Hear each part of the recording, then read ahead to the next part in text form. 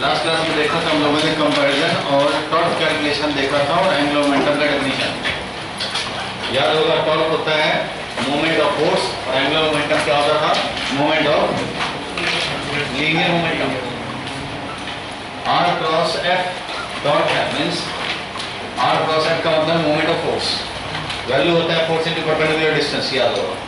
Similarly angular momentum r cross p means moment of linear momentum. ये सब देखा था। चलो लास्ट क्लास की बात करें। प्योर ट्रांसलेशनल मोशन ऐसा मोशन जिसमें every point same displacement in the same given time, every point must have same displacement the same given time.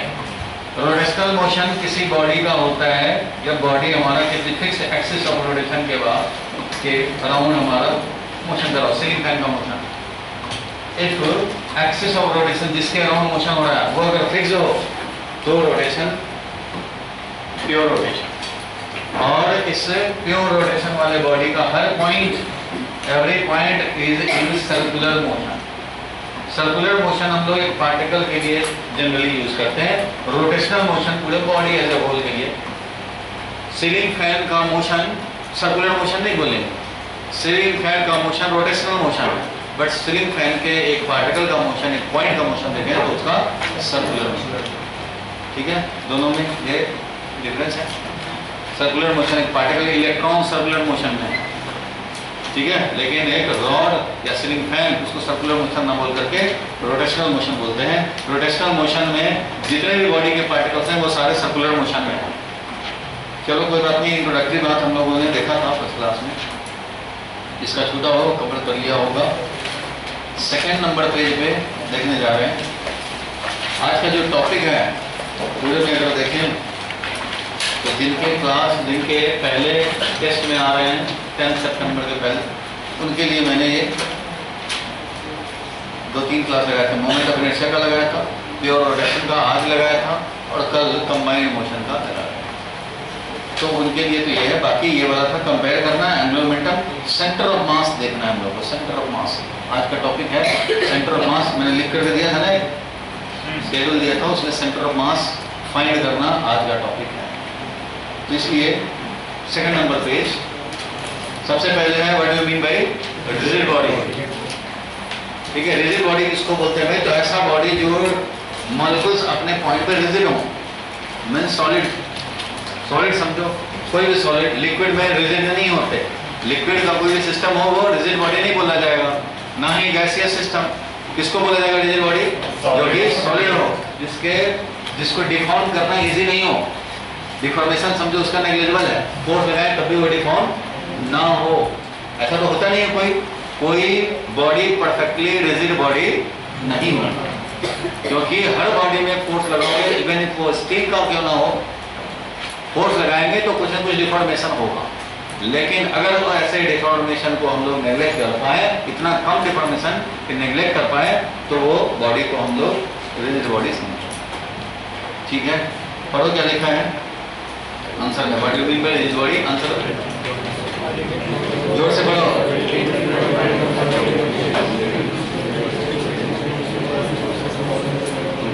No unchanging से the distance between different points of such a body do not change and no body is truly rigid, कोई भी truly rigid नहीं होता। However, for small external forces, the body may be taken to be rigid body. Force लगा रहे हैं, छोटे मोटे force लगा रहे हैं तो कॉस्को बॉल भी rigid body, छोटे मोटे force लगा रहे हैं तो कॉस्को बॉल भी क्या है? rigid body। ऐसा तो नहीं कि उसको पकड़ के हम लोग उठाते हैं तो वो डिफॉर्म हो जाता है, नेग्लिजिबल है। लेकिन उसको ज्यादा फोर्स लगाएंगे तो कॉस्को बॉल rigid नहीं रहता था।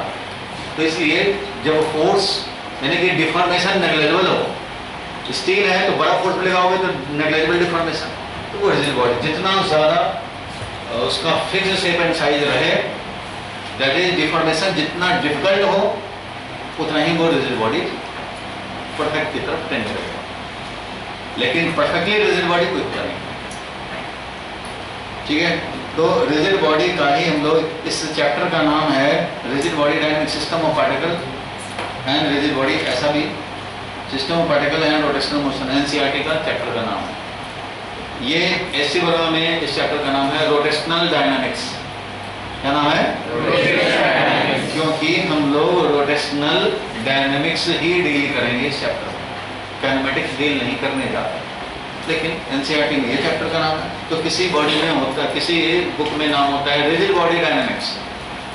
सब बात एक ही है, ठीक है। तो रिजिड बॉडी का perfect shape and size, it means solid body steel की तरह, ऐसा। और उसके बाद क्या लिखा है, what do you mean by centre of mass, what do you understand by centre of mass, centre of mass term क्या है, यही समझना और इसको फाइंड करने का फॉर्मूला और देखना। देखो कोई भी बॉडी का सेंटर ऑफ मास, नाम से ही क्लियर है, मास डिस्ट्रीब्यूशन का सेंटर, मास डिस्ट्रीब्यूशन का सेंटर। इसका मतलब अगर मान लो एक रॉड है, यूनिफॉर्म रॉड, कैसा रॉड है ये, यूनिफॉर्म। मान लो वुडन है तो पूरा वुडन है, या स्टील है तो पूरा ही स्टील है। इसमें यहाँ पे भी मास है, यहाँ भी मास है, यहाँ भी मास है, यहाँ भी मास है, हर जगह मास है भाई। तो यहाँ वाला मास के चलते यहाँ पे वेट लगेगा, यहाँ भी वेट लगेगा, यहाँ weight force, weight force, weight force, 2 Newton, 2 Newton wait, 2 Newton wait. Uniform है इसलिए 2 न्यूटन वेट अब लग रहा है फोर्स, ठीक है। अगर ये यूनिफॉर्म रॉड नहीं होता, इधर का वुड और इधर का स्टील होता, तो इधर 2 न्यूटन लगते वेट फोर्स, तो इधर 10 टन भी लग सकते थे। स्टील होता तो उतने ही छोटे साइज वाला ज्यादा मास, ज्यादा वेट फोर्स लगता। तो अगर यूनिफॉर्म बॉडी है तो इस कंडीशन में हर तरफ से वैसे ही फोर्स लगेगा, और इन सारे वेट को इफेक्टिवली हम लोग समझ सकते हैं कि ये लग रहा है। 2 न्यूटन सब ऐड कर दिया, मान लो ये है 30 Newton weight force. Weight force कितना है, 30 न्यूटन। तो इसको इफेक्टिवली कहां से लगता हुआ समझ सकते हैं, यहाँ भी लगा, यहाँ भी लगा, यहाँ भी लगा, यहाँ भी लगा, लेकिन इफेक्टिवली ये सारे कहाँ लग रहे हैं, यहाँ लग रहे हैं। तो इफेक्टिवली सेंटर ऑफ मास पे लग रहे हैं। एक्चुअली में इसको हम लोग सेंटर ऑफ ग्रेविटी बोलते हैं। सेंटर ऑफ जो बीच वाला पॉइंट दिखा रहा है तुम्हें, वो क्या है, centre of gravity. Means gravity force effectively किस पॉइंट से लग रहा है, वो है centre of gravity. Centre of gravity और सेंटर ऑफ मास दो अलग अलग चीज है, ठीक है। उसका डिफरेंस भी आगे हम लोग समझ पाएंगे। अभी के लिए तो centre of gravity, gravity force का इक्विवेलेंट पॉइंट जहां पे पूरा ग्रेविटी फोर्स एज्यूम कर सके एक्ट करता हुआ, वो सेंटर ऑफ ग्रेविटी है।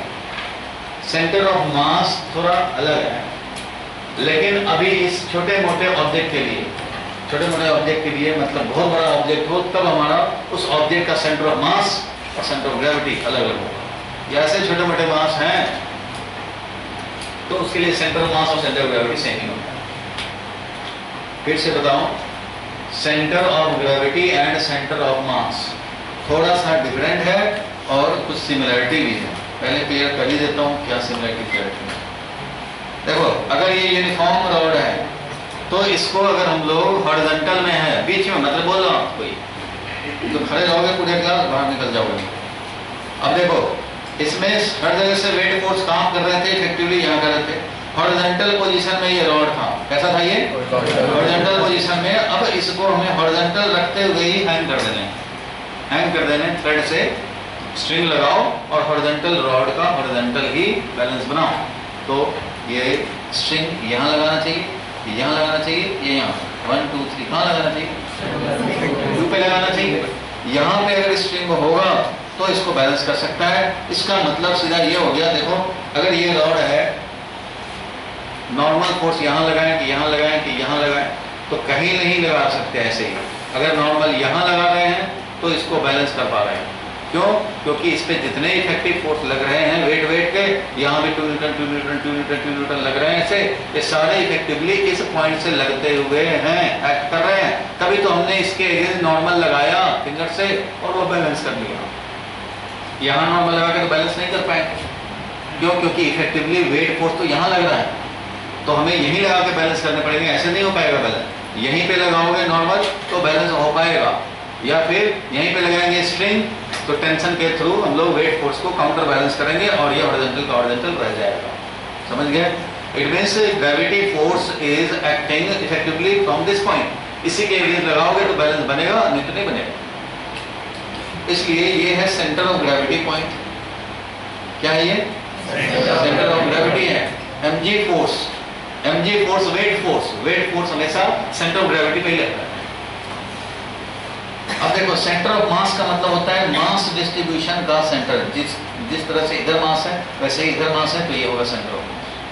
मान लो 4 स्क्वायर है, इस तरह से स्क्वायर के कॉर्नर पे 4 इक्वल मास रखा हुआ है, 1 kg 1 kg 1 kg, तो सेंटर ऑफ मास ये होगा।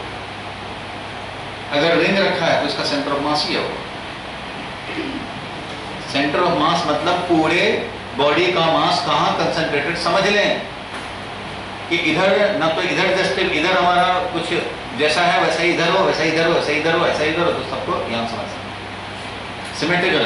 अगर मान लो इधर वुड हो जाए, इधर स्टील हो जाए, तो सेंटर ऑफ मास इधर शिफ्ट हो जाए, जिधर हेवियर साइड होगा उधर शिफ्ट हो जाए।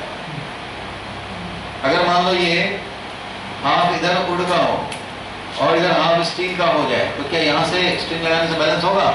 नहीं होगा। क्यों भाई? क्योंकि यहाँ पे वुड पे ऐसे फोर्स लगा है 2 न्यूटन, यहाँ पे लगा है 10 न्यूटन 10 न्यूटन, तो इसलिए तुम्हें यहाँ पे लगाने पड़ेंगे तब जाकर बैलेंस होगा। So centre of gravity, centre of मास यहाँ है, क्योंकि यहाँ से इफेक्टिवली लग रहा है तो इसी के अगेंस्ट लगाने पड़ेगा। किसी बॉडी के लिए सेंटर ऑफ मास और सेंटर ऑफ ग्रेविटी अलग अलग कब होता है वो बता रहा हूँ। अगर ये मान लो यूनिफॉर्म है तो इसका सेंटर ऑफ मास कहाँ होगा? यहीं पे, सेंटर पे। यूनिफॉर्म रॉड है तो सेंटर ऑफ मास कहाँ है? सेंटर पे। लेकिन अगर मान लो इस रॉड को ऐसे प्लेस पे रखा गया कि यहाँ पे जी का वैल्यू 9.8 है और यहाँ जी का वैल्यू 9.9 हो, तो उस कंडीशन में इधर वाला सब 1 kg का मान लो ब्लॉक लगा करके ऐसे बनाया है, तो यहाँ पे 1 × 9.8 1 × 9.8 1 × 9.8 लग रहा है। अब धीरे धीरे बढ़ने लग गया 1 × 9.9 1 × 9.9 9.9 9.9 ऐसा लगने लग गया। तो ऐसे कंडीशन में मास तो भाई 1 kg ही था, बट ग्रेविटी फोर्स इधर ज्यादा इफेक्टिव है क्योंकि इधर स्टील है। अगर तो उस कंडीशन में क्या होगा कि इसका सेंटर ऑफ ग्रेविटी यहां हो जाएगा, सेंटर ऑफ ग्रेविटी यहां हो जाएगा, और सेंटर ऑफ मास भी हेवियर साइड में होता है। अलग अलग कब होते हैं? जब पूरे यूनिफॉर्म सॉलिड हो और यूनिफॉर्म सॉलिड में जी का वैल्यू यहाँ कुछ और है, यहाँ का कुछ और है, तो ऐसे कंडीशन में सेंटर ऑफ मास तो वहीं का वहीं रह जाएगा, लेकिन सेंटर ऑफ ग्रेविटी इधर शिफ्ट हो जाएगा।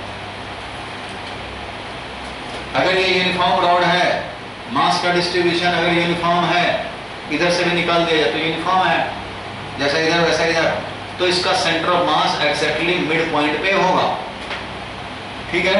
लेकिन अगर इसका साइज इतना बड़ा हो कि यहाँ जी का वैल्यू इधर वाले पोर्शन पे 9.8 और इधर वाले पे 9.9 हो जाए, तो इधर वाले सेंटर से इधर वाले पे ज्यादा फोर्स लगा, इधर वाले पे कम लगा, तो centre of gravity effective force जो वेट का होगा थोड़ा वो सेंटर ऑफ मास से इधर आ जाएगा।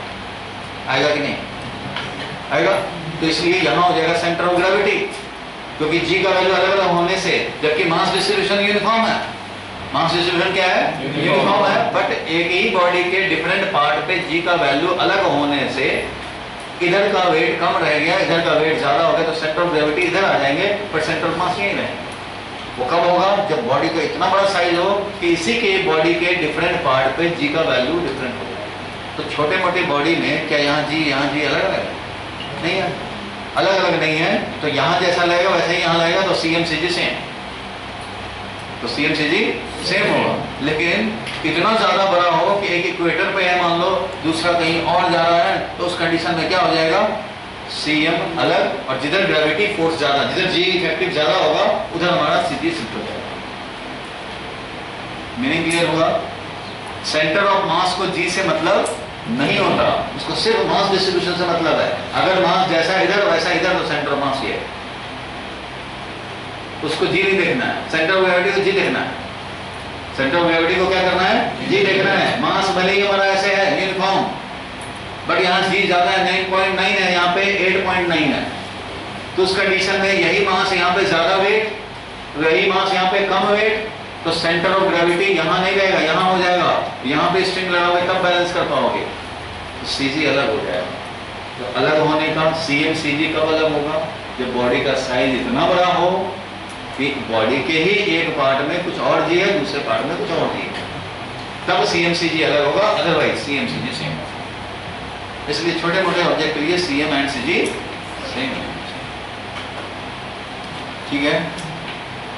तो सेंटर ऑफ मास को हम लोग डिफाइन करते हैं, centre of mass of any body is the point where entire mass of the system can be suppose to be concentrated such that कि जो भी फोर्सेस पे लग रहा है उन सबको हम लोग यहाँ पे सेंटर ऑफ मास पे लगता हुआ समझ सकें और एनालिसिस ट्रांसलेशनल मोशन का कर सकें। ठीक है, अब इसका डेफिनेशन क्या बुक लिखता है वो पढ़ो, पढ़ो ये क्या लिखा है, अंडरलाइन करो। The centre of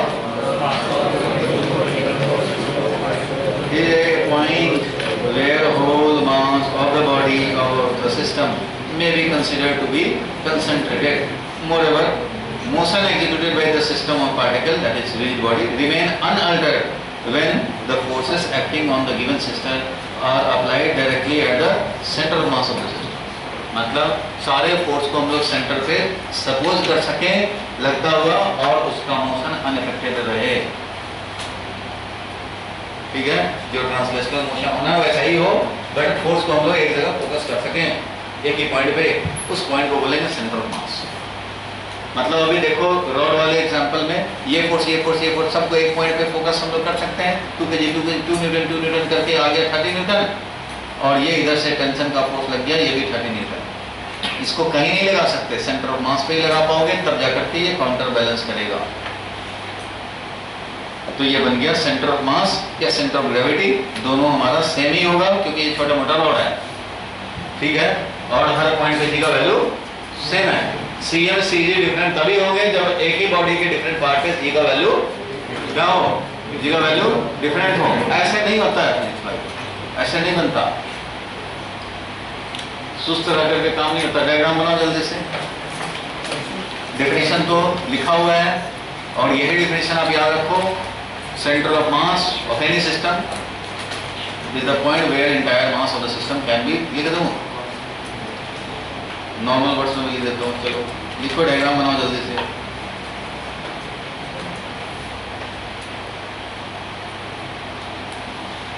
centre of mass of a body,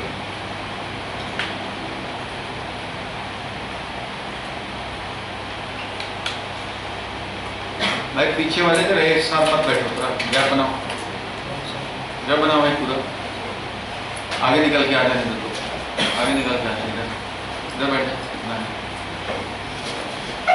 centre of mass of a body is the point where entire mass, जल्दी जल्दी लिखो, entire mass of the system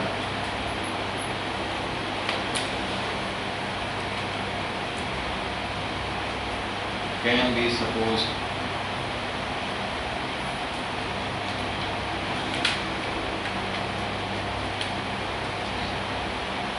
concentrated such that all forces can be assumed to be acting on CM.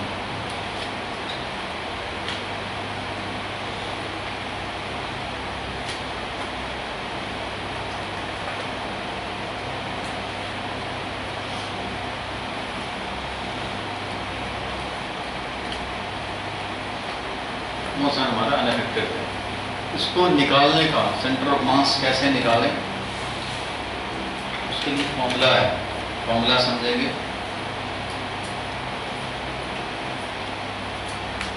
ये था uniform rod, इसको दिखा दोगे, ये है यूनिफॉर्म रॉड, इसलिए ऐसा दिख रहा है एग्जैक्टली मिड पॉइंट पे। और एक नॉन यूनिफॉर्म रॉड दिखा दे रहे, इधर दिखा दिया वुड, इधर दिखा दिया स्टील, इधर फोर्स लगा ऐसे, इधर फोर्स लगा ऐसे, तो ये हो गया।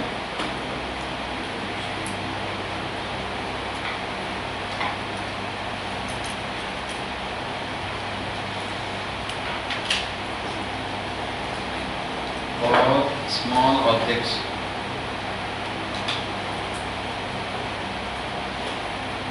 CM and CG,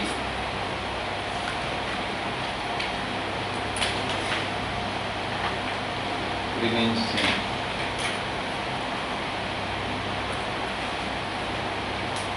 Because at all points, फटाफट लिखो,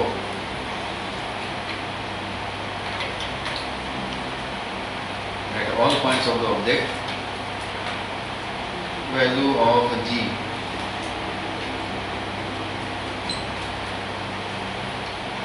remains same.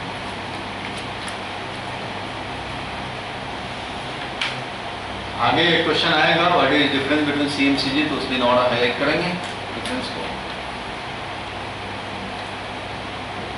छोटे मोटे ऑब्जेक्ट के लिए CMCG अलग नहीं है, सेम है।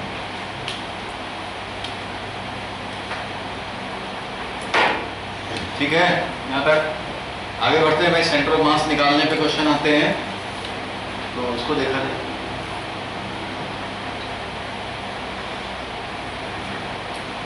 नॉन यूनिफॉर्म रॉड था ये,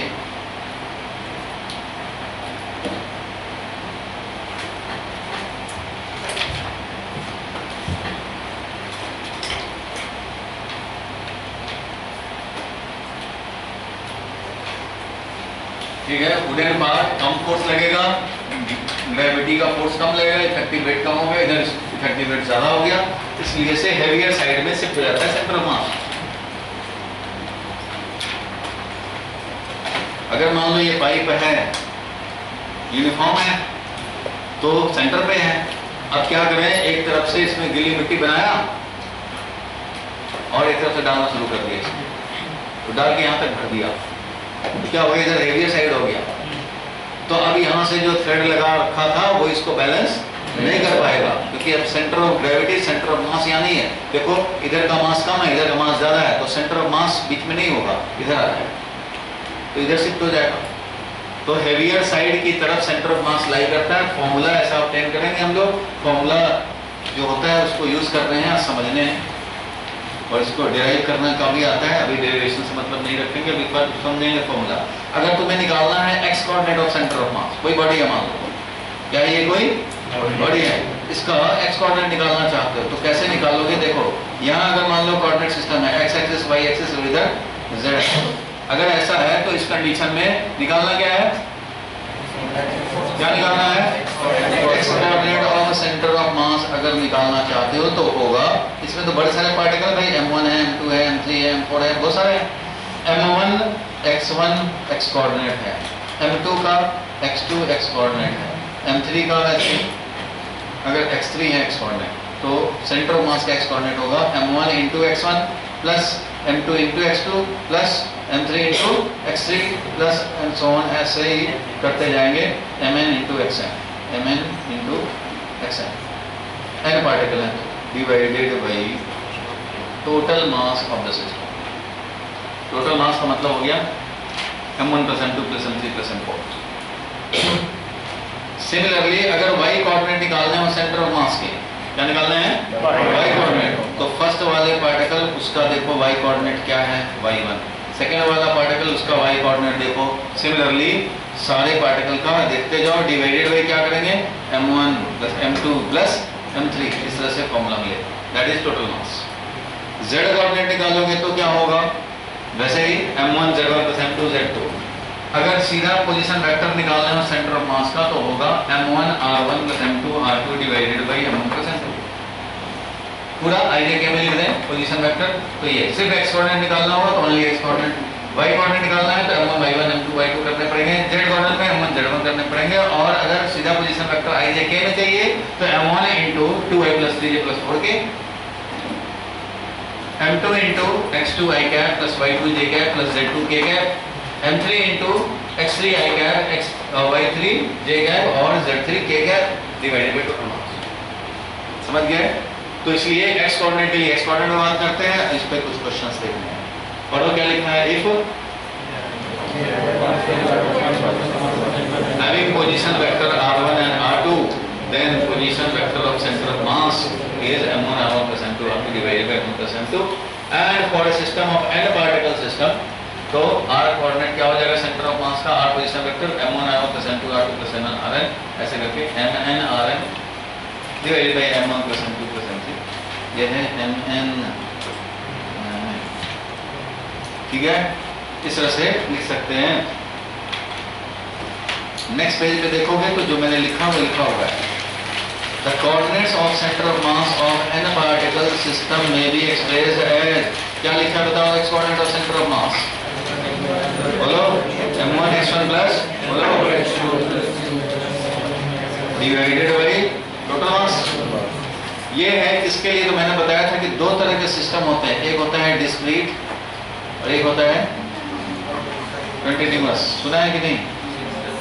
किसी भी मास डिस्ट्रीब्यूशन, मास सिस्टम अगर है कोई, मतलब ऐसा सिस्टम जिसमें मास डिस्ट्रीब्यूटेड है, तो वो दो तरह के होते हैं। अगर नहीं सुना है तो अभी सुन लो। डिस्क्रीट सिस्टम ऑफ मास में सिस्टम के मास अलग अलग पॉइंट्स पे लोकेटेड होते हैं, हर जगह नहीं होते हैं, यहाँ यहाँ यहाँ। लेकिन जो कंटिन्यूअस होता है, वायर में मास, रिंग में मास, डिस्क पे मास, ये सब क्या है, कंटिन्यूअस, एवरीवेयर मास है। ये नहीं कि यहाँ है यहाँ है बीच में नहीं है, वो डिस्क्रीट सिस्टम बनता है जहाँ बीच में ना हो। तो डिस्क्रीट सिस्टम के लिए यह है फॉर्मूला, एक्स कोऑर्डिनेट के लिए, वाई कोऑर्डिनेट के लिए क्या है फॉर्मूला, बोलो y coordinate of C M, बोलो भाई पढ़ो क्या लिखा है, याद रहे, इसलिए बुलवा रहा हूँ कि याद रहे, आगे न्यूमेरिकल में देखना ना पड़े तो एक पेज उलट के क्या फॉर्मूला था वो देखना नहीं पड़े, इसलिए एक दो बार बोल दोगे तो याद रहेगा। जेड कोऑर्डिनेट निकालना होगा तो सिमिलरली क्या करेंगे, m1 z1 plus m2 z2 plus m3 z3। ये किसके लिए है, डिस्क्रीट सिस्टम के लिए। 10 मास हैं, 4 मास हैं, 2 मास हैं, तो m1 x1 plus m2 x2 divided by m1 plus m2। लेकिन अगर कॉन्टिन्यूअस होंगे सिस्टम तो ऐसे कंडीशन में summation will be replace by integration. ये क्या हुआ, समेशन mi xi, क्या हुआ ये समेशन mi xi, यानी m1 x1 plus m2 x2 plus m3 x3 n तक जाएगा। इसी चीज को ऐसे लिखेंगे, ठीक है, बोर्ड पे देखो, इसी चीज को ऐसे लिख सकते हैं हम लोग। और यही जब कंटिन्यूअस सिस्टम के लिए आएगा तो summation will be replace by integration.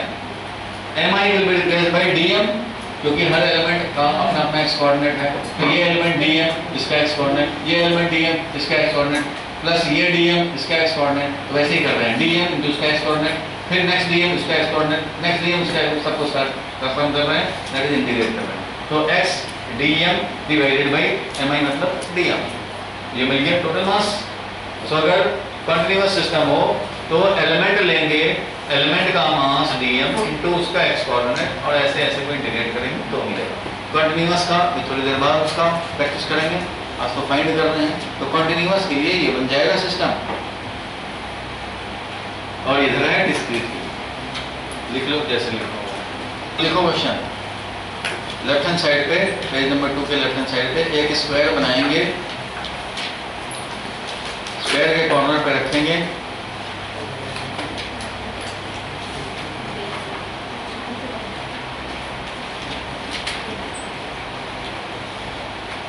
m1 है, m2 है, m3 है, ये m4 है।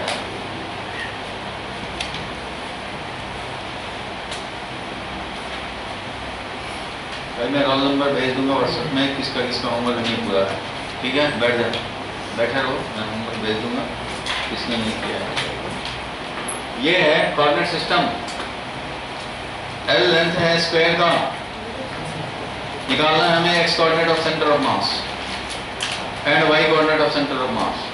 फटाफट निकाल दो, क्या होगा भाई, एक्स कोऑर्डिनेट के लिए m1 इंटू उसका एक्स कोऑर्डिनेट, फॉर्मूला तो यही है, m1 x1 plus m2 x2 and so on divided by m1 plus m2 and so on, यही काम करना है। तो बताओ भाई m1 2 kg का है मान लो, तो 2 वैल्यू रखोगे इंटू एक्स कोऑर्डिनेट क्या था 0, बोर्ड पे देख भाई, पेन छोड़ो, m1 का एक्स कोऑर्डिनेट क्या है 0 है, तो 0 रखेंगे। m2 का एक्स कोऑर्डिनेट क्या है, बोलो इसका एक्स कोऑर्डिनेट क्या है भाई, तो इसका कोऑर्डिनेट तो है l, y कोऑर्डिनेट भी है l, इसका x कोऑर्डिनेट है l, y कोऑर्डिनेट है 0, इसका है 0 0 और इसका है 0 l। कोऑर्डिनेट ऐसे लिखते हैं, हमें अभी x कोऑर्डिनेट से मतलब है। तो ये m2 इंटू क्या हो गया l, m3 इंटू और m4 इंटू डिवाइडेड बाई क्या लिखेंगे m1 plus m2 plus m3 plus m4, ऐसा लिखेंगे। सिमिलरली वाई कोऑर्डिनेट निकालने होंगे, वाई कोऑर्डिनेट भी निकल जाएंगे वैसे ही। चलो इसको लिख के दूसरा क्वेश्चन करें।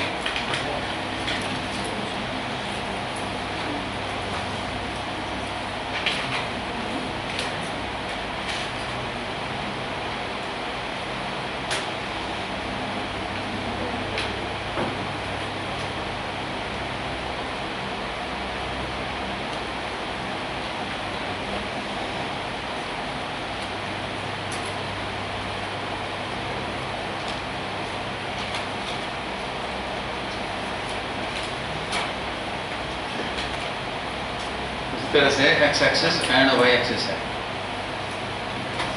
इक्विलैटरल ट्रायंगल M2M 3M, इसका जल्दी से x कोऑर्डिनेट y कोऑर्डिनेट निकाल दो। ये था 4 पॉइंट मास सिस्टम, ये क्या था 4 पॉइंट मास सिस्टम, और ये क्या है 3 point mass system. Point mass का मतलब क्या है, साइज वेरी वेरी स्मॉल। तो इसके लिए निकालना है सेंटर ऑफ मास का x coordinate y coordinate. Find CM का मतलब हो गया सेंटर ऑफ मास का x coordinate y coordinate z coordinate अब निकाल लो। C मतलब चीफ मिनिस्टर नहीं, इसमें CM मतलब centre of mass.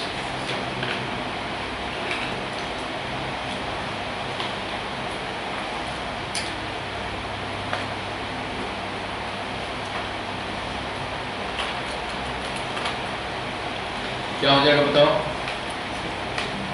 x coordinate of centre of mass m into क्या 0, 2m का x कोऑर्डिनेट लिखने पड़ेंगे L/2 और 3m का x कोऑर्डिनेट L। 3m का x कोऑर्डिनेट क्या होगा, इसका x कोऑर्डिनेट तो L ही है। अगर कोऑर्डिनेट में परेशानी हो तो सबका कोऑर्डिनेट साइड में लिखते जाओ। ये वाला क्या है भाई, तो इसका x कोऑर्डिनेट तो L/2 है, y कोऑर्डिनेट तुम्हें निकालने पड़ेंगे। y कोऑर्डिनेट कितना है और इसका अगर x कोऑर्डिनेट देखें तो L है, y कोऑर्डिनेट 0 है। कोऑर्डिनेट तुम्हें निकाल लेने पड़ेंगे। ये कोऑर्डिनेट कैसे आया समझ में आया, L/2 तो है, चलो भाई ये तो L/2 है, लेकिन ये वाला मान लो A है और ये B है, C है, ये D है, तो हमें AD चाहिए। तो AD का वैल्यू क्या होगा भाई, तो AD का वैल्यू होगा अंडर रूट, AD का वैल्यू L है और ये L/2 है, under root L² minus L/2 का होल स्क्वायर। L मिल गया under root L² minus L² upon 4, अरे अंडर रूट हो गया 3L² अपॉन 4, अरे under root 3 upon 2L।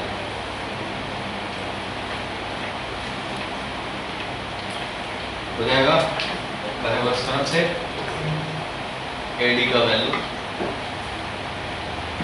L² minus L/2 का होल स्क्वायर, यही होता है।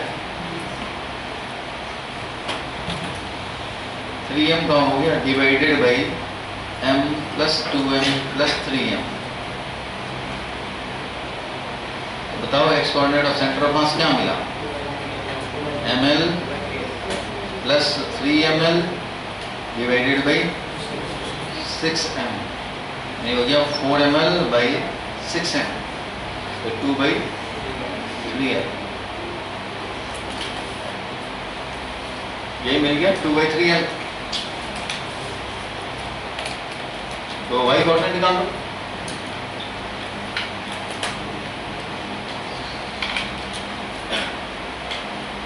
y कोऑर्डिनेट फटाफट निकालो।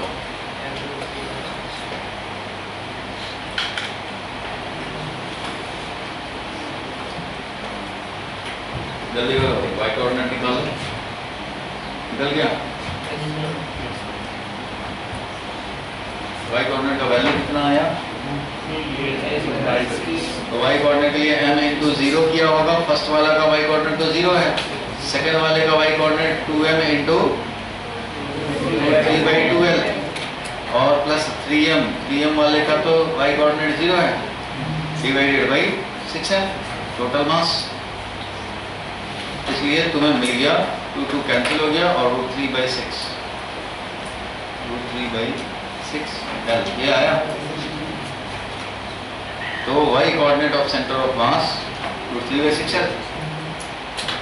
कितने लोग समझे? हाँ लिखाओ, बड़ा इजी है ये तो।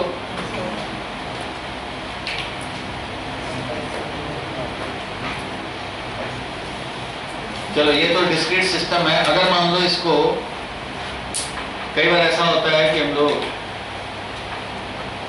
चेंज कर देते हैं कोऑर्डिनेट, जरूरी नहीं है कोऑर्डिनेट एक्सिस यही हो, कोऑर्डिनेट एक्सिस अलग भी हो सकता है। चलो एक और क्वेश्चन फटाफट कर लिया जाए।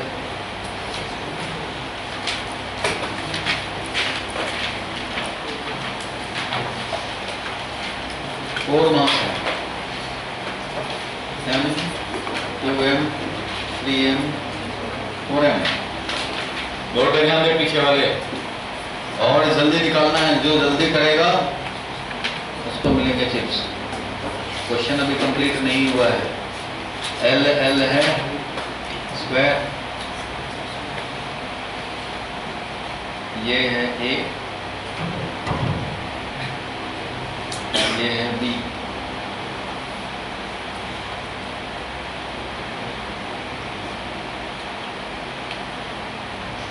ये है x एक्सिस और ये है y axis. x coordinate and y coordinate निकालना। x coordinate of CM and y coordinate of CM चाहिए। 4 पॉइंट मास सिस्टम।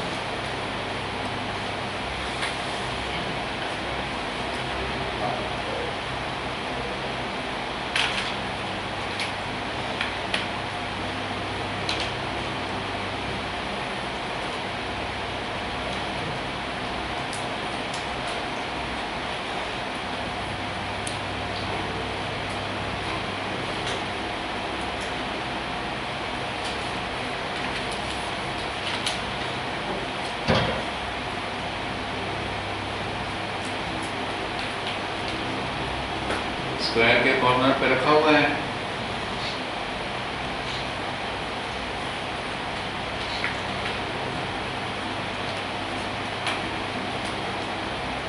देखो भाई,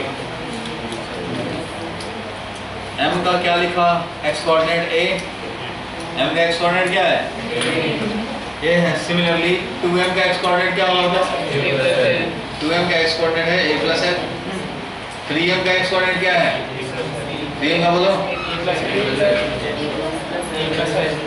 भाई, भाई मतलब 4m का a ओनली डिवाइडेड भाई 10m, ऐसा होगा बोलो। तो इसका वैल्यू मिल गया होगा तुम्हें a प्लस l/2, बोलो मिला? x coordinate of centre of mass a plus l/2। Similarly y coordinate निकाले तो y कोऑर्डिनेट के लिए क्या करोगे भाई? y कोऑर्डिनेट के लिए क्या करेंगे? y के लिए y coordinate of centre of mass m into b plus a, b plus l। ये है ना भाई, b प्लस l है y कोऑर्डिनेट इसका, b प्लस l। 2m का b प्लस l, 3m का b और 4m का डिवाइडेड भाई 10m। ये मिल गया तुम्हें 3/, क्या 3l/10 मिला? Yes sir. 10b plus b ये मिला होगा 3l/10 प्लस b।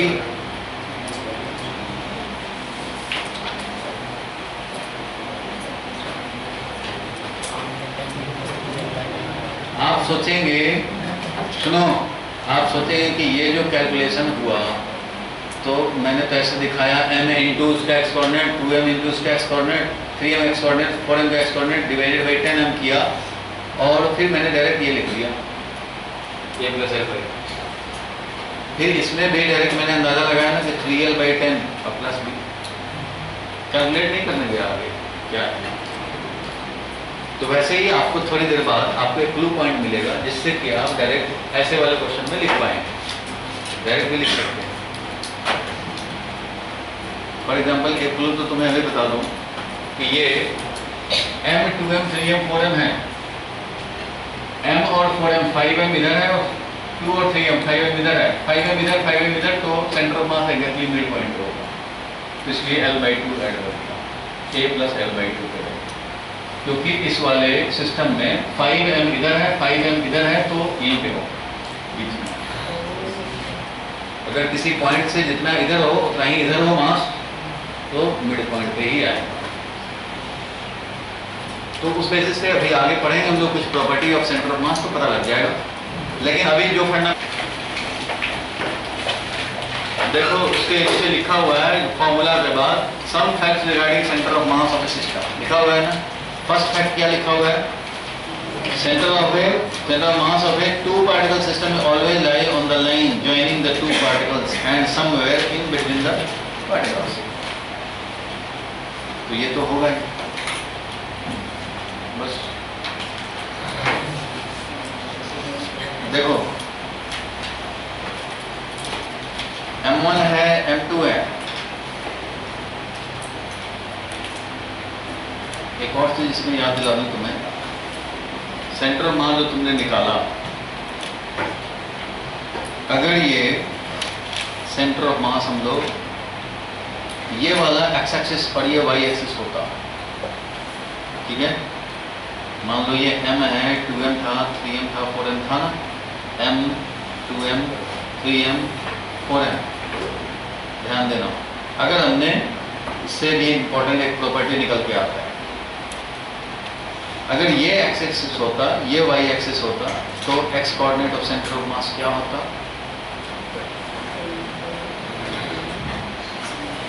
यही होता 5m है तो l/2। वैसे कैलकुलेट करना चाहेंगे तो कर सकते हैं। बताओ एक्स कोऑर्डिनेट क्या हो जाएगा? m into x coordinate 0, 2m into x coordinate l, 3m into x coordinate l, 4m वाले का 0 डिवाइडेड बाई 10m, तो 2ml और 3ml मिल करके 5ml डिवाइडेड बाई 10m क्या मिल जाएगा? l/2 मिल जाएगा।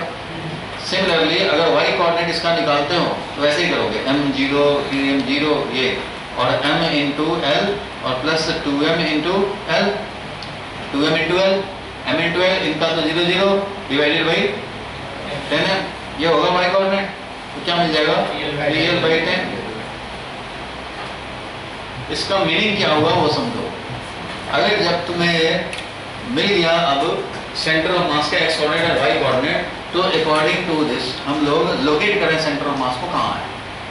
तो सेंटर ऑफ मास के बारे में पता लगा कि इसका एक्स कोऑर्डिनेट तो भाई l/2 है, तो ठीक है, यहाँ से l/2 डिस्टेंस आगे बढ़े, इसका मतलब l/2 एक्स कोऑर्डिनेट है, तो इस लाइन पे कहीं हो सकता है, इस लाइन पे तो कहीं भी सब तो l/2 ही है। और y कोऑर्डिनेट कर रहा है 3l/10, 3l/10 का मतलब हो गया ये l को 10 पार्ट में करो और उसका 3 पार्ट ही लो, यही मीनिंग हुआ। 3l/10 का मतलब क्या होता है? l को 10 पार्ट में डिवाइड कर दिया जाए और उसका 3 पार्ट खा लिया जाए, यही हुआ मीनिंग। आजकल बायोलॉजी क्लासेस में बताया जाते हैं कि केक लिया 10 पार्ट काट दो 3 पार्ट दे दो, तो क्या मिला उसको? 3l/10 मिला, तो वही है ये। तो क्यों ऐसा हो गया? ये 3l/10 है अगर, तो इसलिए मैंने क्या किया, l को 10 पार्ट में डिवाइड किया, 3 पार्ट दे दिया, l/2 से तो कम ही होगा, इसलिए ऐसे दे दिया। ये है इसका सेंटर ऑफ मास, ये हो गया इसका सेंटर ऑफ मास। इधर 5m इधर भी 5m, तो यहां होना चाहिए, लेकिन इधर है ओनली 3m, इधर है 10m, 4m और 7m, तो इसलिए हेवियर साइड इधर हो गया तो इधर है। हम लोगों को क्या करना है? सिर्फ लोकेट करना है। तो 3l/10 बताओ भाई, 3l/10 3l/10 क्या होगा? l/2 से तो कम है, 5l/10 होता तब l/2 होता, 3l/10 10 पार्ट 10, अगर 10 मान लो 5 स्टार हो तो उसमें जब 5 मिलेगा तब ना हाफ हुआ, तो 3l/10 का मीनिंग समझते हो ना भाई? 3l/10 l/2 से तो कम ही होगा, तो इसलिए l/2 से कम पे दिखा है, ये है 3l/10 हाइट पे, 3l/10 हाइट, और राइट पॉइंट कितना है? l/2, तो ये है सेंटर ऑफ मास। पूरे का सेंटर ऑफ मास ये है। लोकेशन ऑफ सेंटर ऑफ मास समझ गया है? इधर समझ में आया लोकेशन कहाँ है? इस सिस्टम का सेंटर ऑफ मास यहाँ लोकेटेड है। ये कोऑर्डिनेट सिस्टम जो निकाला उस हिसाब से। पहले जो कोऑर्डिनेट सिस्टम इधर ले रखा था उसके हिसाब से जब निकाला तो देखो ये ए तो पहले ही है, ए के बाद इस सिस्टम शुरू हो रहा है। तो ये पता है तुम्हें 5m तो l/2 पे आना चाहिए, तो a + l/2 x कोऑर्डिनेट आया था और इससे 3l/10 ऊपर, इसलिए b + 3l/10 x कोऑर्डिनेट आया था। ये b + 3l/10 आया था, याद है? अब इसके हिसाब से इस ऑरिजिन के रिस्पेक्ट में दिखाएंगे ना भाई लोकेशन कहाँ है। हमने ये कोऑर्डिनेट लेकर के निकाल लिया सेंटर ऑफ मास, तो इसका सेंटर ऑफ मास जो निकाला तो वो कहाँ लोकेटेड है? तो वो लोकेटेड दिख रहा है तुम्हें a + l/2। चलो भाई a चले और + l/2 ये वाला लाइन a + l/2 और b + 3l/10 तो b चले आए और इसमें 3l/10 फिर और आ गया। तो ये है ना सेंटर ऑफ मास। अब ये बताओ कि ये जो सेंटर ऑफ मास लोकेट कर रहा है और ये जो सेंटर ऑफ मास लोकेट कर रहा है दोनों सेम है कि नहीं? अगर तुमने कोऑर्डिनेट एक्सिस यहाँ रख दिया तब भी इसी पॉइंट को लोकेट करता है। ये 3l/10 यहाँ से l/2 यहाँ कर दिया कोऑर्डिनेट एक्सिस तो भी उसी पॉइंट को लोकेट करेगा। तुम कोऑर्डिनेट एक्सिस को और नीचे ले आओ, l के b के बदले में 2b नीचे ले आओ ऐसे, तो इसका y कोऑर्डिनेट क्या बन जाता है? 2b + 3l/10। और अगर 100 मीटर नीचे ले आए तो 100 और + 3l/10, इसको इधर 200 लेके आ रहे हैं यहाँ से 200, तो 200 + l/2। It means x coordinate y coordinate कहीं रखो, डायरेक्शन भी भले x कोऑर्डिनेट इधर कर दो y कोऑर्डिनेट इधर कर दो, इसके हिसाब से निकालो मिलेगा यही centre of mass. Centre of mass का लोकेशन इज इंडिपेंडेंट ऑफ, एक फैक्ट आया इसके बारे में कि सेंटर ऑफ मास का location independent of choice of origin and direction of coordinate axis। ये एक पॉइंट है कि centre of mass uniform rod का सेंटर पे होना है तो होना है। अगर सेंटर पे ही ऑरिजिन बना दो तो सेंटर ऑफ मास का x कोऑर्डिनेट 0 y कोऑर्डिनेट 0 आएगा। यहाँ बनाओगे ऑरिजिन तो सेंटर ऑफ मास का x कोऑर्डिनेट l/2 आएगा। यहाँ बनाओगे x कोऑर्डिनेट तो a + l/2 आएगा। और यहीं बना दोगे ऑरिजिन तो x कोऑर्डिनेट 0 आएगा। यहाँ बना दोगे ऑरिजिन उधर x एक्सिस तो x कोऑर्डिनेट -l/2 आएगा। सो location of centre of mass for any system is independent of choice of origin and the direction of coordinate axis. जहाँ होना है वहीं होना है। x कोऑर्डिनेट y कोऑर्डिनेट जहाँ ऑरिजिन लोगे उसके हिसाब से बदलते रहेंगे, बट सारे कोऑर्डिनेट्स जो आएंगे वो इसी पॉइंट को लोकेट करेंगे। समझ गए? तो ये भी एक पॉइंट है। तो यहाँ पे एक पॉइंट लिख दे रहा हूँ, ये वाला पॉइंट, यहाँ नोट का एक पॉइंट लिख रहा हूँ, तुम भी लिख लो। Location of centre of mass of a system, लिखो of a system of a body is independent of choice of origin and direction of coordinate axis।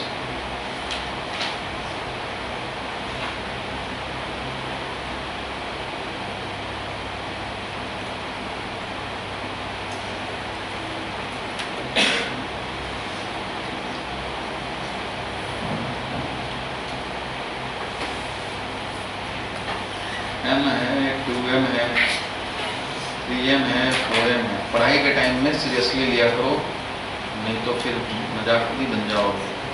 ये अगर L है, L है, L है तो यहाँ कोऑर्डिनेट एक्सिस लें तब भी CM यही है जो कि इससे 3l/10 डिस्टेंस पे होगा, और सेंटर ऑफ मास यही है जो कि इससे l/2 डिस्टेंस पे होगा। चाहे तुम ऑरिजिन यहाँ रख दो x एक्सिस y एक्सिस, चाहे तुम x एक्सिस y एक्सिस यहाँ रख दो, चाहे x एक्सिस y एक्सिस कहीं भी रख दो, याद तो आ जाएगा ना पॉइंट। जिसका हर चीज़ को नहीं लिखा जा सकता, बदल बदल करके इसको दिखा रहे हैं कहीं भी रख लो कोऑर्डिनेट एक्सिस का ओरिजिन, कहीं भी रख लो, एक्सिस भी, डायरेक्शन भी कहीं और रख लो, उससे मतलब नहीं है, इसी पॉइंट को ये लोकेट करेगा। इसलिए location of CM independent, location of CM is independent, but value of XCM, YCM and ZCM depends on origin and coordinate system। ये होगा कि नहीं? बोलो भाई, ऐसा होगा कि नहीं? कोऑर्डिनेट का वैल्यू तो अलग लगाते रहेंगे। Value of XCM, YCM, ZCM depends on the origin and coordinate system। किधर ऑरिजिन रखा, किधर तुम्हारा डायरेक्शन रखा है कोऑर्डिनेट सिस्टम का, उन सब पे डिपेंड करेगा। क्या डिपेंड करेगा? X coordinate, y coordinate and z coordinate of CM, that is coordinates of, coordinates depend करेगा, बट सारे कोऑर्डिनेट दिखाएंगे एक ही पॉइंट को, लोकेट है उसी पॉइंट को करेंगे। दोनों में डिफरेंस समझ में आया? कोऑर्डिनेट का वैल्यू डिपेंडेंट है, बट उस कोऑर्डिनेट के वैल्यू पे जब लोकेट करने चलोगे सेंटर ऑफ मास, तो लोकेशन वही आएगा। अगर ये रॉड है तो रॉड का मिड पॉइंट आएगा, सेंटर ऑफ मास तो वो मिड पॉइंट आना ही है, चाहे कहीं से भी आप देखो वही आना। ठीक है,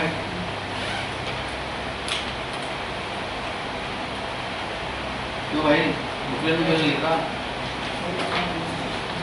आना भूल गया? कैसे भूल गया? बुकलेट लाना कैसे भूल गया? ट्यूशन करने चले थे या मूवी चलने चले थे? अच्छा, दूसरी उठा के लिया। चलो ऊपर वाला पॉइंट क्या है? सेंटर ऑफ मास पढ़ो, क्या लिखा है? जोर से पढ़ो। The centre of always lie on the line joining the two particles and somewhere in between the particles. बताओ इसका सेंटर ऑफ मास कहाँ लाई करेगा? ऐसा तो नहीं कि m1 और m2 के बाहर लाई करेगा। कैसे इसको प्रूव करेंगे भाई? तो suppose the distance is d, मान लो ऐसा है, इसका x कोऑर्डिनेट निकालो भाई, cm का x कोऑर्डिनेट निकालो, कितना आ जाएगा? बोर्ड पे देखो और सेंटर ऑफ मास का x कोऑर्डिनेट निकालें तो क्या मिलेगा हमें? m1 into 0, m2 into d divided by m1 plus m2। y coordinate निकालोगे वो क्या आएगा बताओ? m1 into 0 plus m2 into भी 0 divided by m1 plus m2 means 0 plus 0 बराबर 0, ये तो मिलेगा। और इधर क्या मिला भाई? बताओ, m2d divided by m1 plus m2, मतलब m2 divided by m1 plus m2 into d है, which will be less than d। ये जो वैल्यू है वो लेस देन d है कि नहीं? क्योंकि m2 डिवाइडेड बाई बड़ा क्वांटिटी लेस देन 1, ये लेस देन d है और ये ग्रेटर देन 0 है। m2 upon m1 plus m2d is less than d but greater than 0। तो इसका x कोऑर्डिनेट है 0 से ज्यादा बट लेस देन d, तो इसका मतलब इन बिटवीन ही तो कहीं होगा। इसलिए सेंटर ऑफ मास लाई करेगा इन बिटवीन द लाइन ज्वाइनिंग पे, क्योंकि देखो x एक्सिस पे था दोनों पॉइंट, x एक्सिस से तो इनका लाइन ज्वाइनिंग 2 पॉइंट है, तो x कोऑर्डिनेट आ रहा है, y कोऑर्डिनेट 0 आ रहा है, मतलब उधर उधर नहीं जाएगा, y कोऑर्डिनेट 3 आ जाता तो समझते कि भाई y कोऑर्डिनेट उधर चला गया, इधर चला गया। y कोऑर्डिनेट 0 आना है, इसका मतलब ऑन x एक्सिस होना है, और x एक्सिस पे कहां होना है भाई? तो x एक्सिस पे x कोऑर्डिनेट निकाला cm का, तो देखा कि d से कम और ग्रेटर देन 0 है। It means it will lie between the two masses on the line joining। वही तो प्रूव करना था, always lie on the line joining the two particles and is somewhere in between the particles। ठीक है, लिखो।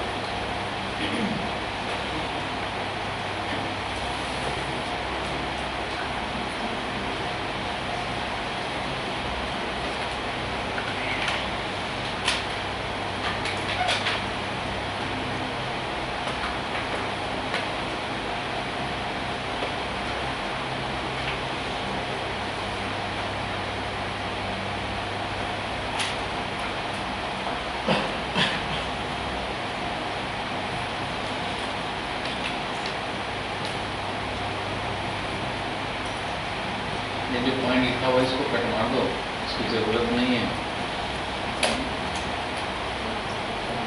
ये जो सेंटेंस लिखा हुआ है इसको कट कर दो, इसके अंदर कोई जरूरत नहीं है। Hence the center of mass lie on the line joining M1 and M2, that is x-axis है यहाँ पे, and in between the two particles.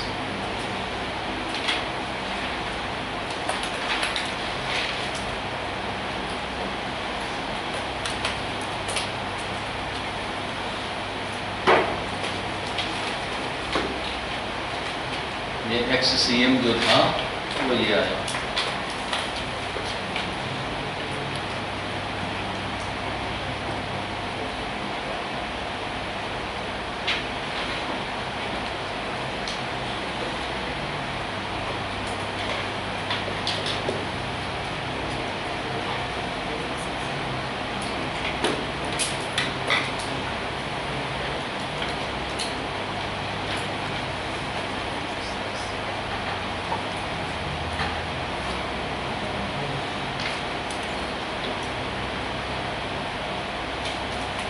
क्या हो गया भाई पीछे वाले?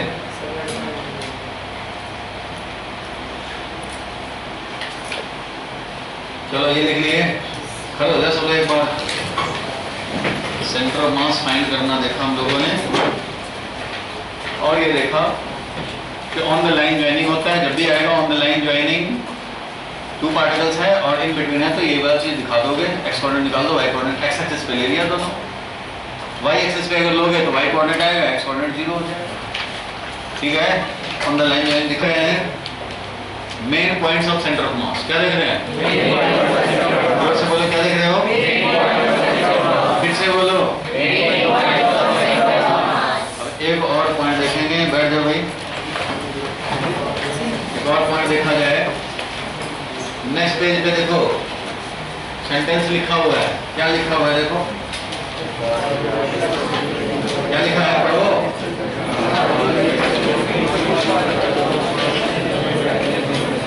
Center of mass divides the distance r internally in the inverse ratio of mass of the particle। ये भी स्कूल में आता है प्रूव करने के लिए। ठीक है, ये है सो रहा है, कोई बात नहीं, इसको शो कर दिया जाए फटाफट। अगर M1 है और M2 है, दोनों में सेपरेशन क्या है? R है। तो क्या रहा है कि in the inverse ratio of mass centre of मास इनको डिवाइड कर देता है। इस सेपरेशन को सेंटर ऑफ मास ऐसे दो पार्ट में डिवाइड करता है जो इनवर्सली प्रोपोर्शनल टू मास है। मतलब बड़ा मास होगा तो उससे सेपरेशन कम, छोटा मास होगा तो उससे सेपरेशन ज्यादा। ये कह रहा है। मीन्स जो हमारा पार्ट बनेगा इसका R1 R2, तो R2 अपॉन R1 होगा M1 अपॉन M2। मतलब separation is inversely proportional to mass. Board पे देखो, बाल देखो, कोई भाग नहीं रहा है तेरा, बात पकड़ रहे। देखो इधर कैसे निकालेंगे भाई इसको, कैसे प्रूव करेंगे? तो प्रूव करो, इसका सेंटर ऑफ मास निकालेंगे। सेंटर ऑफ मास निकाला जाए, इनवर्स रेशियो में आता है कि नहीं आता है? प्रूव ये करना है, फिर से पढ़ लो। If r is the distance between two particles of mass m1 and m2, then their center of mass divides the distance r in the inverse ratio of mass। ठीक है, कैसे इसको प्रूव करेंगे? तो पहले इसका x एक्सिस बना लिया जाए, इधर y एक्सिस बना लेते हैं, और बताओ भाई इसका x कोऑर्डिनेट क्या आ जाएगा? सेंटर ऑफ मास का x कोऑर्डिनेट क्या होगा? m1 into फॉर्मूला क्या है? m1 x1 plus m2 x2 divided by m1 plus m2। इसके बेसिस पे बताओ क्या हो जाएगा? m1 into 0 और m2 into r divided by m1 plus m2, जैसे अभी देखा था। मींस क्या मिला है? X coordinate of centre of mass m2r divided by m1 plus m2। जो ये मिला वो कौन सा डिस्टेंस मिला? R1 मिला कि R2 मिला या R मिला? क्या मिला? R1 मिला कि R2 मिला? ये R1 या R2, तो R1 मिला कि R2 मिला? क्या मिला? ये जो मिल रहा है एक्स कोऑर्डिनेट वो R1 है या R2 है? मान लो इससे सेपरेशन है R1, इससे सेपरेशन है R2, तो तुम्हें जो ये एक्स कोऑर्डिनेट मिला वो क्या मिला? R1 मिला कि R2 मिला?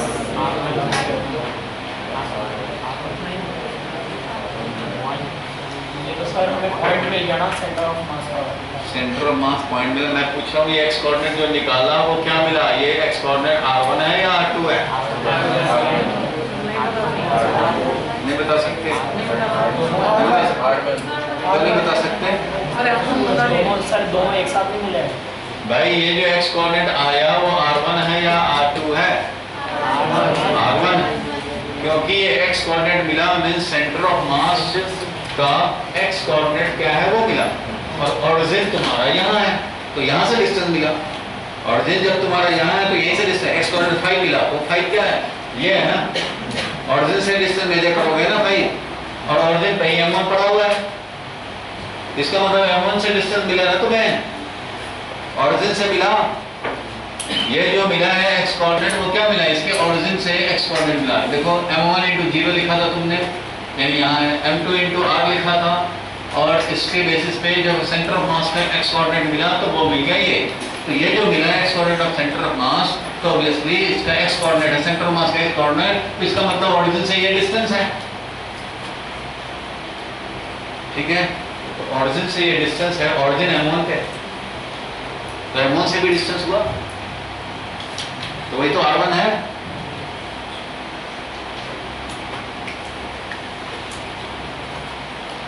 Distance of centre of mass from origin, ठीक है, that is location of m1, so this is r1। ये r1 मिला हमें। अब हमें चाहिए r2 और distance of centre of mass from m2, यानी कि r2। r2 जो हो गया distance of centre of mass from m2, तो r2 कितना होगा? तब ये r2, तो r माइनस r1, पूरे r में से r1 हटा दो, r माइनस r1, r1 कितना था? m2r divided by m1 plus m2। ये जब हम लोग सब्ट्रैक्ट करेंगे तो क्या मिलेगा? m1r plus m2r minus m2r, that is m1r only, m1r divided by m1 plus m2। इसलिए हमें मिल गया r2 सेपरेशन, वो मिला m1r divided by m1 plus m2, number 2,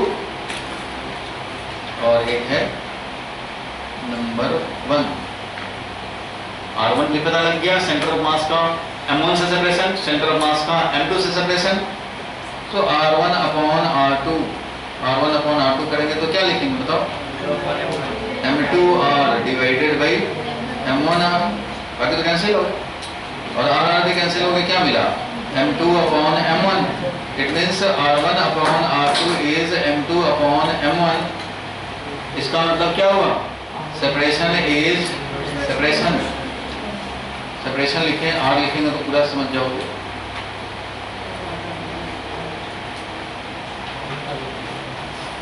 Separation of center of mass is inversely proportional to mass. Separation of center of mass from m is inversely proportional to m. यही तो दिखाना था, in the inverse ratio of mass divide करता है। Question को फिर से पढ़ो, क्या लिखा था? So that the distance, if r is the distance between the two particles m1 and m2, then their center of mass divides the distance r internally। तो मैंने डिवाइड किया in the inverse ratio of masses, divide किया r1 r2 में, तो r1 r2 in the inverse ratio है, समझ गए? अब देखो, अगर इससे हम लोग अंदाजा लगा सकते हैं। देखो, अगर m2 वेरी वेरी लार्ज हो, क्या है m2? m2 very very large हो, बहुत ज्यादा m2 हो, तो क्या हो जाएगा? ये greater than 1। m2 very very large हो तो ग्रेटर देन 1 हो जाएगा, तो इसका मतलब r1 very very greater than r2। m2 अगर वेरी वेरी लार्ज हो, m2 very very larger than m1, तो ये वेरी वेरी ग्रेटर देन 1, इसका मतलब r1 very very greater than r2। तो m2 वेरी वेरी लार्ज हो, m2 वेरी वेरी लार्ज हो, तो r1 very very greater than r2। It means centre of mass lies towards the heavier side. बोलो doubt. M1 है, M1 ही है, ये है ना यहाँ से M2 है, ये ठीक है। अगर M2 is very very greater than M1 तो उस कंडीशन में R1 is very very greater than R2। तो R1 ये है ना, ये है ना R1 और ये है R2, तो R1 very very greater than R2। इसका मतलब क्या हुआ, centre of mass lies towards heavier side. तो इसका ये भी क्वेश्चन आता है, सो दैट क्या सो करना भाई, centre of mass lies towards, बोल मत बीच में, lies towards heavier side of the system, heavier side of the mass system. ये भी अगर आए तो यही काम करने हैं, और ये भी आए तो यही काम करना है, इसलिए और मैं लिख दिया, ठीक है।